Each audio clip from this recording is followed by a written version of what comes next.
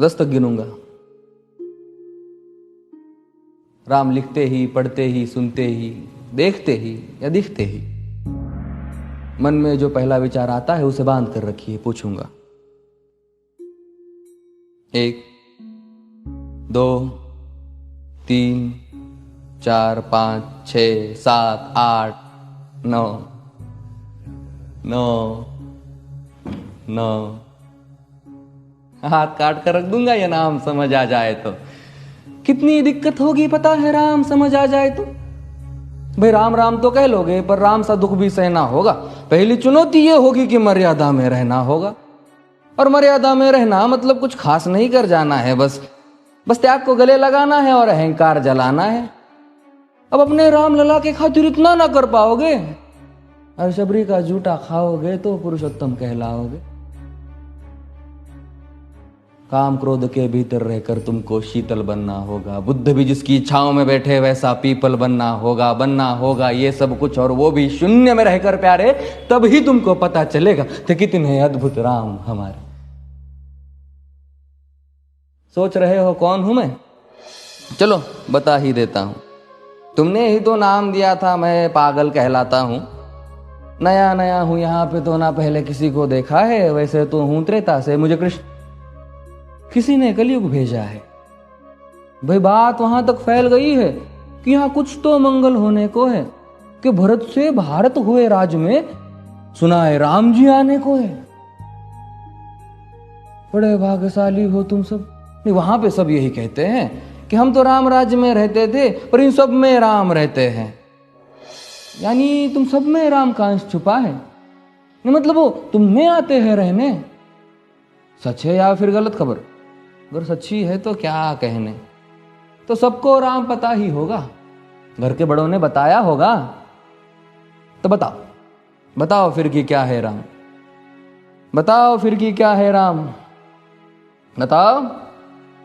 अरे पता है तुमको क्या है राम?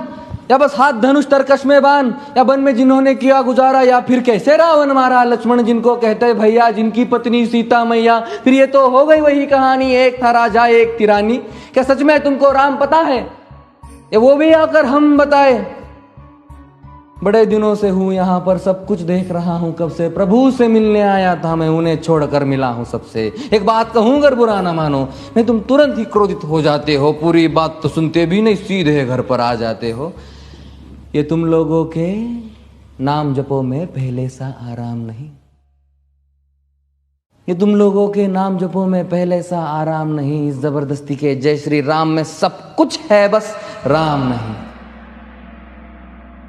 ये राजनीति का दाया बाया जितना मर्जी खेलो तुम। दाया बाया, अरे दाया बाया ये तुम्हारी वर्तमान प्रादेशिक भाषा में क्या कहते हो उसे? हाँ वो लेफ्ट एंड राइट।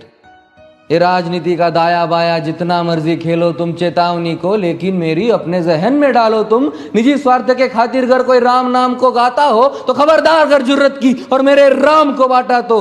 भारत भू का कवि हूं मैं, तभी निडर हो कहता हूं राम है मेरी हर रचना में। मैं बजरंग में रहता हूं, भारत की नींव है कविताएं और सत्य हमारी बातों में। तभी कलम हमारी तीखी और साहित्य हमारे हाथों में। तो सोच समझ कर राम कहो तुम। ये बस आतिश का नारा नहीं, जब तक राम हृदय में नहीं तुमने राम पुकारा नहीं। राम कृष्ण की प्रतिभा पर पहले भी खड़े सवाल हुए। ये लंका और ये कुरुक्षेत्र यूं ही नहीं थे लाल हुए। अरे प्रसन्न हंसना भी है और पल पल रोना भी है राम। सब कुछ पाना भी है और सब पाकर खोना भी है राम। ब्रह्मा जी के कुल से होकर जो जंगल में सोए हो, जो अपनी जीत का हर्ष छोड़ रावण की मौत पे रोए हो। शिव जी जिनकी सेवा खातिर मारुत रूप में आ जाए। शेष नाग खुद लक्ष्मण बनकर जिनके रक्षक हो जाए। और तुम लोभ क्रोध अहंकार छल कपट सीने से लगाकर सो जाओगे तो कैसे भक्त बनोगे उनके, कैसे राम समझ पाओगे? अघोर क्या है पता नहीं और शिव जी का वरदान चाहिए। ब्रह्मचर्य का इल्म नहीं, इन्हें भक्त स्वरूप हनुमान चाहिए।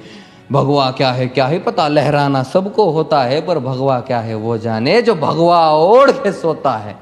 राम से मिलना, राम से मिलना, राम से मिलना है ना तुमको?